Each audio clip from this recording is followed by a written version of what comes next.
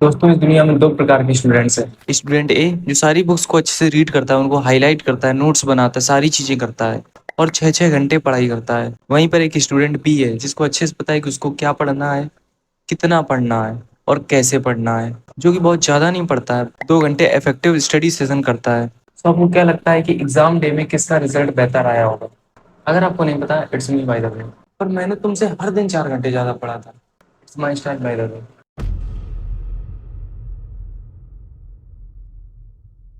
नमस्कार दोस्तों, आज की इस वीडियो में आपको 7 टेक्निक्स बताने वाला हूँ जिनके द्वारा अपने समय को मिनिमाइज करके अपने स्कोर को मैक्सिमाइज कर सकते हैं। सबसे पहली चीज आती है, it's not about the hours. इसका सिंपल सा मतलब ये है कि आपको समय से डिस्कनेक्ट हो जाना है।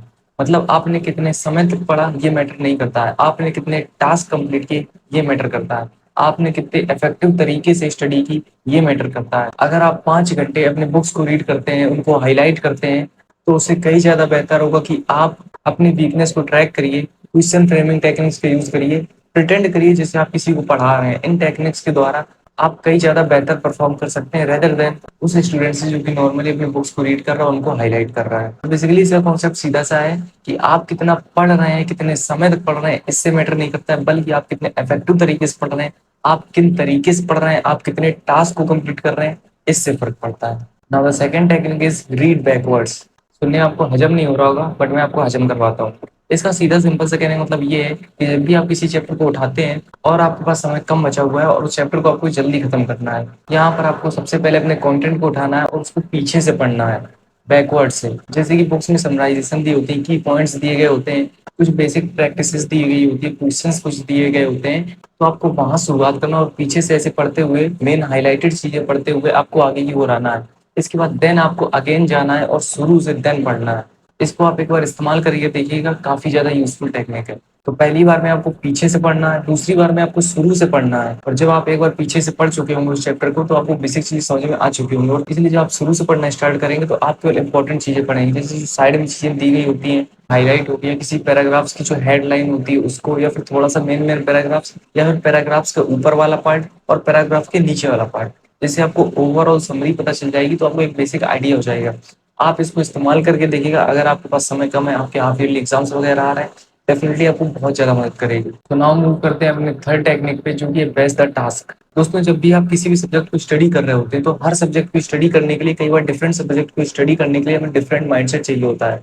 इसको मैं एग्जांपल समझाऊं तो बेसिकली, फॉर एग्जांपल आप इस मैथ्स की प्रॉब्लम को सॉल्व कर रहे हैं, ठीक है, और उसको सॉल्व करने के बाद आपको एक ऐसे लिखने को दे दिया जाए, तो डेफिनेटली आपको मैथ्स की प्रॉब्लम को सॉल्व करने के बाद अगर आप ऐसे लिखते हैं, तो आपको इस माइंडसेट से इस माइंडसेट में शिफ्ट होने में डेफिनेटली कुछ समय लगेगा। इसी समय को कम करने के लिए ये टेक्निक आती है बेस्ट द टास्क। इसको आपको किस तरीके से परफॉर्म करना है, देखिए फॉर एग्जांपल आप क्या कर रहे हैं, मैथ की प्रॉब्लम सॉल्व कर रहे हैं, ठीक है, तो फॉर एग्जांपल मैथ्स की प्रॉब्लम को सॉल्व करने के बाद आप क्या करेंगे, फिजिक्स जैसे सब्जेक्ट को उठाएंगे, ना कि आप हिंदी, इंग्लिश, लिटरेचर या ग्रामर जैसे सब्जेक्ट को उठाएंगे। छोटी छोटी टेक्निक्स को फॉलो करने से आपकी स्टडी में काफी बड़ा इफेक्ट आ सकता है। Fourth technique is give yourself constants. अपने आप को कम से कम समय दीजिए पढ़ने के लिए। हाँ, मैं सही कह रहा हूँ, समझाता हूँ। देखिए, एक लॉ होता है, पार्किंसंस लॉ। इस लॉ के अकॉर्डिंग आपको किसी भी काम को अगर करना है, तो या तो आपको टाइम बढ़ाना होगा या फिर आपको एफर्ट बढ़ाने होंगे। अगर आप लेस एफर्ट लगाएंगे तो आपको टाइम बहुत ज्यादा लगेगा, अगर आप ज्यादा एफर्ट लगाएंगे तो आपको टाइम कम लगेगा उसे एक पर्टिकुलर वर्क को कंप्लीट करने के लिए। तो मेरे कहने का मतलब सिंपल सा ये है कि आपको डेडलाइन सेट करनी है। डेडलाइन सेट करनी है कि ये चैप्टर मेरा 2 घंटे बाद हो जाना चाहिए। किसी भी चैप्टर को कंप्लीट करने के लिए अगर आप 2 दिन भी देंगे ना, तो वो चैप्टर 2 दिन में होगा, और उसी चैप्टर को कंप्लीट करने के लिए अगर आप 2 घंटे डेडलाइन सेट करके बैठ जाए, तो डेफिनेटली वो चैप्टर 2 घंटे में भी हो जाएगा। इलॉन मस्क भी कहते हैं कि अपने 1 साल के गोल को या अपने 10 साल के गोल को अगले 6 महीने में करने का कमिट कर लीजिए, क्योंकि आप जितना टाइम किसी भी काम करने के लिए देंगे, उतना ही टाइम उस काम करने के लिए लगेगा। सो आपको जब भी पढ़ना है, अगर आपके पास टाइम कम है, आपके हाफ ईयरली एग्जाम, आप कोई भी यूनिट एग्जाम, आपको कोई भी कोचिंग का एग्जाम है, यूनिट एग्जाम है, हाफ ईयरली एग्जाम है, तो डेफिनेटली आपको क्या करना है, खुद को डेडलाइन देनी है। किसी भी चैप्टर को पढ़ने के लिए, ये चैप्टर मुझे 2 घंटे में कंप्लीट करना है, ये 4 चैप्टर मुझे 2 दिन में कंप्लीट करने हैं, ये सब्जेक्ट मुझे एक हफ्ते में कंप्लीट करना है, ये 2 सब्जेक्ट के दो दो चैप्टर्स मुझे 2 दिन में कंप्लीट करने हैं, इस तरह से। नाउ अगली टेक्निक आती है हमारी डोंट आइडल। वो क्वेश्चंस, वो प्रॉब्लम्स जिनको सॉल्व करने में आपको टाइम लग रहा है, उनको अवॉइड कर दीजिए। जी हाँ, अवॉइड कर दीजिए। ऐसा मैं क्यों कह रहा हूँ, समझाता हूँ। एक चीज होती है सनकास्ट फैले। इसके अकॉर्डिंग अगर आप किसी भी क्वेश्चन को सॉल्व कर रहे हैं, किसी प्रॉब्लम को सॉल्व कर रहे हैं पिछले 5 से 10 मिनट से, तो इसके बहुत ज़्यादा चांस है कि आप अगले 10-20 मिनट उसी प्रॉब्लम को सॉल्व करने में लगा देंगे, भले ही आपको पता हो ये बात कि वो प्रॉब्लम सॉल्व नहीं होने वाला है आपसे। सो कभी-कभी टाइम बचाने के लिए हमें ऐसे प्रॉब्लम्स को अवॉइड कर देना चाहिए। मुझे नहीं पता आप लोगों के साथ ऐसा हुआ है कि नहीं, बट मेरे साथ अक्सर होता था। एग्ज़ाम पेपर में जब मैथ्स के क्वेश्चन सॉल्व करता था, तो देखिए मैं मैथ पढ़ के नहीं जाता था, बट वहाँ पर मैं क्वेश्चन सॉल्व करता था। तो अगर किसी भी क्वेश्चन को मैं सॉल्व करने लगा और 5-10 मिनट तक सॉल्व करता रहा, तो मुझे पता रहता था कि मैं इस क्वेश्चन को जल्दी-जल्दी सॉल्व नहीं कर पाऊँगा, इसमें बहुत ज़्यादा टाइम लगेगा, हो सकता है 1 घंटा भी लग जाए।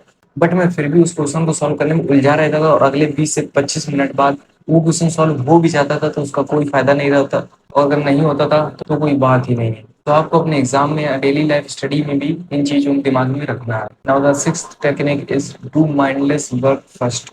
देखिए, आपकी स्टडी में 2 टाइप्स के टास्क होते हैं। एक होता है फिक्स्ड टास्क, एक होता है वेरिएबल टास्क। फिक्स्ड टास्क ऐसे होते हैं जैसे कि फॉर एग्जांपल आपको फ्लो चार्ट्स देखने, माइंड मैप्स देखने हैं, या फिर आपको अपने नोट्स वगैरह रिवीजन करने हैं। वहीं पर एक होते हैं वेरिएबल टास्क। वेरिएबल टास्क में आपकी एनर्जी बहुत ज़्यादा लगती है, मेंटल एनर्जी। ब्रेनस्टॉर्मिंग आइडियाज़ आपको लाने पड़ते हैं। फॉर एग्जांपल एसे राइट करना है। सो आपको बेसिकली क्या करना है कि जिन भी टास्क में आपका दिमाग कम खर्च हो, उन टास्क को पहले करिए। बिकॉज़ अगर आप वेरिएबल टास्क को पहले करने लगेंगे, तो आपको फिक्स्ड टास्क करने की एनर्जी आप में अंदर नहीं रहेगी। इसलिए आपको फिक्स्ड टास्क को पहले करना और वेरिएबल टास्क को बाद में करना। Now the last technique is tag your notes. तो जब भी एग्ज़ाम पास आ रहे होते हैं, तो हम अपने नोट्स को पढ़ते हैं, और नोट्स में हमारे 2 टाइप्स के नोट्स होते हैं। पहले तो उन चैप्टर्स के नोट्स होते हैं जिनसे हम फ़ैमिलियर होते हैं। दूसरे उन चैप्टर के नोट्स होते हैं जिनसे हम कंफर्टेबल नहीं होते हैं, अनफ़ैमिलियर होते हैं। सो फॉर एग्ज़ाम्पल आपके टीचर ने पढ़ाया है किसी चैप्टर को, ठीक है? तो आपने नोट्स बनाए हैं। कुछ चैप्टर्स ऐसे होंगे जो आपको बिल्कुल भी नहीं पता है, बिल्कुल भी आपने अटेंशन नहीं दिया था क्लास में पढ़ते वक़्त, और कुछ चैप्टर्स ऐसे होंगे जो आपको सिंपल लगते होंगे, या फिर आप उनसे थोड़ा बहुत परिचित होंगे, मतलब आपको थोड़ा बहुत समझ में आते होंगे या उनमें इंटरेस्ट होगा आपको। तो आपको बेसिकली क्या करना है, तो यहाँ पर आपको बहुत ज़्यादा इफेक्टिव तरीके से अपना टाइम देना है किसी भी चैप्टर को। आपको अपने उन चैप्टर्स को बहुत ज़्यादा कम टाइम देना है जिन चैप्टर से आप अच्छे से परिचित हैं, आप फ़ैमिलियर हैं, आप कंफर्टेबल हैं, और जिन चैप्टर से आप अनकंफर्टेबल हैं, आपको उन चैप्टर्स को ज़्यादा टाइम देना है। ओके, सो आई होप आपको समझ में आ गई होंगी सारी चीज़ें। यही 7 टेक्निक्स मैं आपको बताना चाहता था। उम्मीद है आपको समझ में आएगा। बाकी आपको किसी भी टॉपिक में वीडियो चाहिए, आप डेफिनिटली कमेंट कर सकते हैं। चलिए मिलते हैं किसी और वीडियो में, तब तक के लिए बहुत-बहुत धन्यवाद।